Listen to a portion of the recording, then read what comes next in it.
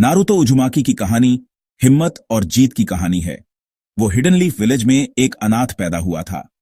उसके माता पिता मिनाटो और कुशीना ने उसे और गांव को बचाने के लिए अपनी जान दे दी। नारुतो अपने माता पिता का प्यार जाने बिना ही बड़ा हुआ। गांव वालों ने उससे दूरी बना ली क्योंकि उन्हें उसमें बंद 9 पूंछ वाले लोमड़ी दानव का डर था। इस अकेलेपन ने नारुतो के छोटे से दिल में एक गहरा घाव छोड़ दिया। वो सबका ध्यान चाहता था, सबकी मंजूरी चाहता था। अपने अकेलेपन के बावजूद नारुतो ने कभी भी अपनी उम्मीद नहीं छोड़ी। वो एक शरारती और ऊर्जावान बच्चा था। वो ध्यान खींचने के लिए शरारतें करता था। वो उस दिन का इंतजार करता था जब गांव वाले उसे अपनाएंगे। उन्हें क्या पता था, उसके अंदर होकेज बनने का अटूट जुनून था। यही उसका सपना था, उसकी प्रेरणा। वो सबको गलत साबित करने की ठान चुका था। नारुतो का बचपन मुश्किलों भरा था।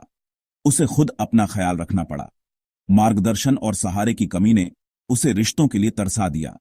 वो बेसब्री से एक ऐसी जगह ढूंढना चाहता था जहां वो अपनापन महसूस कर सके। होकेज बनने का उसका सपना सिर्फ एक लक्ष्य से बढ़कर हो गया। ये उसकी उम्मीद की किरण थी।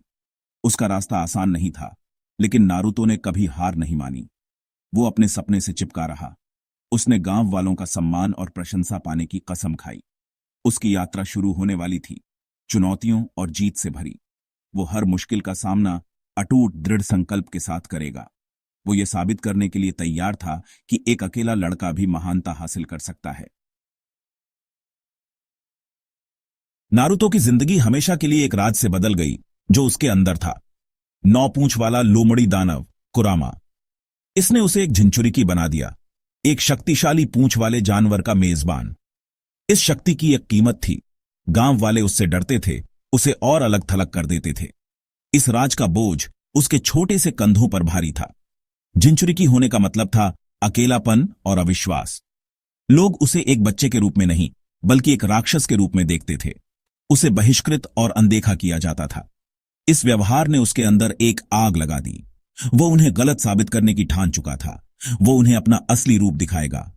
हालांकि इस अकेलेपन ने उसकी महत्वाकांक्षा को भी बढ़ावा दिया। उसने लोमड़ी की शक्ति में महारत हासिल करने के लिए कड़ी मेहनत की। वो अपने बोझ को ताकत में बदल देगा। वो उन सभी को अपनी असली क्षमता दिखाएगा। उसकी झिंचुरी की स्थिति, हालांकि दर्द का एक स्रोत थी, ताकत का स्रोत बन गई। इस आंतरिक संघर्ष ने नारुतो को परिभाषित किया। वो दानव की शक्ति को नियंत्रित करने के लिए लड़ा। वो इसे अच्छे के लिए इस्तेमाल करने की ठान चुका था। यही दृढ़ संकल्प उसकी यात्रा को आकार देगा। वो एक विध्वंसक नहीं, बल्कि एक रक्षक बनेगा। उसका जिंचुरिकी वंश उसकी अटूट इच्छा शक्ति का प्रतीक बन जाएगा। नारुतो की जिंदगी ने एक मोड़ लिया जब उसने निंजा अकादमी में प्रवेश किया। उसे आखिरकार निंजा बनने का मौका मिला। यह खुद को साबित करने का मौका था। वो सीखने और आगे बढ़ने के लिए उत्सुक था। अकादमी में उसे पहली बार दोस्ती का एहसास हुआ। वो दूसरे निंजा बनने की ख्वाहिश रखने वालों से मिला। ऐसे बंधन बनाए जो जीवन भर रहेंगे। उसे टीम 7 में रखा गया, जिसका नेतृत्व कुलीन जोनिन काकाशी हताके ने किया। उसके साथी थे ससुके उचिहा, एक कुशल प्रतिभाशाली, और सकुरा हारुनो, एक तेज और दृढ़ निश्चयी कुनोइची। साथ में उन्होंने चुनौतियों का सामना किया और टीम वर्क का असली मतलब सीखा। अकादमी में नारुतो का समय संघर्षों के बिना नहीं था। उसे अपने साथियों के साथ बने रहने के लिए संघर्ष करना पड़ा।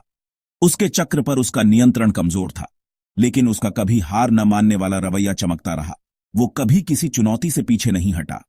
वो अपनी योग्यता साबित करने की ठान चुका था। कठोर प्रशिक्षण और अपने शिक्षकों और साथियों के अटूट समर्थन के माध्यम से नारुतो ने अपने कौशल को निखारना शुरू कर दिया। उसने अपनी अनोखी लड़ाई शैली की खोज की। उसके दृढ़ संकल्प और अपरंपरागत रणनीति ने सभी को चौंका दिया। अकादमी उसकी यात्रा की शुरुआत मात्र थी। वो अपने रास्ते में आने वाली किसी भी चुनौती का सामना करने के लिए तैयार था। उसने अपना निंजा रास्ता खोज लिया था। भाग 4, कभी हार न मानने की इच्छा शक्ति, पहचान की यात्रा। नारुतो की यात्रा परीक्षाओं और क्लेशों से भरी थी। उसने खतरनाक दुश्मनों का सामना किया और असंभव लगने वाली बाधाओं को पार किया। इस सब के दौरान उसकी अटूट भावना चमकती रही। वो कभी हार नहीं माना। हार का सामना करने पर भी उसने झबूझा और गारा जैसे शक्तिशाली दुश्मनों से लड़ाई लड़ी। हर लड़ाई ने उसकी ताकत और संकल्प को परखा। उसने अपनी गलतियों से सीखा हर मुठभेड़ के साथ मजबूत होता गया। अपने दोस्तों की रक्षा करने के उसके दृढ़ संकल्प ने उसकी लड़ने की इच्छा को बल दिया। पहचान के लिए नारुतो की खोज ने उसे आत्मखोज के रास्ते पर ले जाया। वो ताकत का असली मतलब समझने लगा। ये सिर्फ ताकत के बारे में नहीं था, बल्कि उन लोगों की रक्षा करने की इच्छा शक्ति के बारे में था जिनकी वो परवाह करता था। उसकी सहानुभूति और करुणा उसकी सबसे बड़ी संपत्ति बन गई। खुद पर उसके अटूट विश्वास ने उसके आसपास के लोगों को प्रेरित किया। उसने उन्हें दोस्ती और वफादारी का महत्व सिखाया।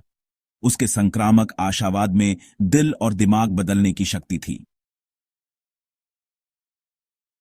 वो उम्मीद का प्रतीक बन रहा था।